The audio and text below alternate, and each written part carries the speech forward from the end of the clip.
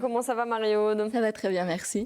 Tous les 15 jours, vous nous emmenez à la découverte de petites pépites dans la région, de quoi passer un bon moment entre amis, en famille, de quoi se restaurer, manger de bonnes choses. Et cette semaine, vous nous emmenez faire une cueillette. Exactement. J'adore faire des cueillettes parce que je trouve que c'est un vrai moment de ressourcement et l'occasion justement d'aller cueillir ce qu'on aura dans l'assiette, de découvrir un peu le circuit de production de nos aliments. Et est-ce que vous savez quel est le fruit à l'honneur cette saison ? Alors, comme ça, vu le plateau, est-ce que vous avez ramené, je dirais la pomme. Je ne pense pas me tromper de beaucoup. Exactement, la belle pomme cette saison. En effet, mon père à chaque fois me répétait, manger une pomme par jour, ça éloigne le médecin. Et comme dans cette période, c'est plus que nécessaire d'éloigner le médecin, j'avais envie de vous emmener dans un endroit où la pomme est reine. Donc pour le printemps, en général, j'aime bien aller cueillir mes fraises à Chéran. Pour les légumes, on m'a souvent parlé de Seclin, la ferme du paradis. Bien sûr. Exactement. La cueillette de Borin aussi. J'ai pas encore eu l'occasion de découvrir et ça sera à faire. Mais en tout cas, pour cette pépite, j'avais envie d'aller à Godvarsveld. Dans les Flandres. Dans les Flandres, découvrir le verger de Viveterre. Alors dites-nous en plus sur ce verger de Viveterre. Le verger, en fait, c'est une exploitation familiale qui a été développée. Là, c'est par la 3e génération. Donc Hélène et Élie qui le tiennent. Et ça court sur une vingtaine d'hectares, une vingtaine d'hectares, au pied du mont d'Équin. Donc il y a une vue incroyable dans ce verger. Et donc alors vous pouvez aller à travers des fines lignes de pommiers, cueillir vos propres pommes.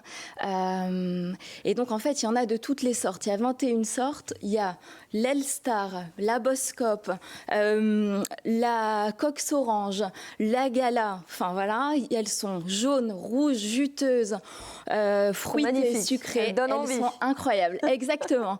Et donc, en fait, on peut y aller. Moi, quand j'y suis, ça sentait l'herbe mouillée. Il y avait vraiment l'envie d'aller se reconnecter à la nature, de se ressourcer. Et en fait, c'est pour vraiment le plus grand plaisir des enfants et des adultes. Alors, et justement, comment on les cueille, ces pommes? Parce que j'imagine qu'il y a quand même une technique. On ne peut pas faire... Déjà, il ne faut pas les ramasser par terre. Il faut les cueillir déjà. Exactement. Donc, comment fait-on? Alors, ce qu'on m'a expliqué justement, c'est qu'il ne faut pas les tirer, il faut vraiment les tourner vers le haut. Et ce qui est vraiment important, c'est pour ne pas les abîmer, parce que c'est un petit trésor, ces pommes. Il faut les poser délicatement dans votre sachet ou dans votre brouette, parce qu'ils vous prêtent des brouettes pour faire votre tour, vu qu'on peut passer à peu près 1 heure dans ce verger quand même. Ensuite, il faut prendre beaucoup de plaisir et beaucoup de curiosité, parce que à l'entrée de chaque allée, vous allez voir une petite pancarte qui explique les caractéristiques et quelles pommes vous cueillez. Et enfin, moi, je me suis posé la question, comment je peux savoir si cette pomme ou cette pomme est mûre? Bonne question. Et en fait, Hélène, la propriétaire, m'expliquait qu'on ne peut pas le voir à l'œil nu et que l'idéal, c'est de les goûter. Donc, il faut y aller pour les déguster. Et puis, donc là, ça prend beaucoup plus qu'1 heure si on veut goûter toutes les pommes, je pense. Exactement. Et petite info très importante pour ce verger, c'est que c'est un verger éco-responsable et qui va être en conversion, pour la partie cueillette, elle est en conversion biologique. Ça veut dire qu'en 2022, ce seront des pommes bio. Ce seront des pommes bio en 2022. Merci pour cette petite découverte. Alors c'est très bon, ça éloigne le médecin, c'est très bon pour le cholestérol visiblement aussi.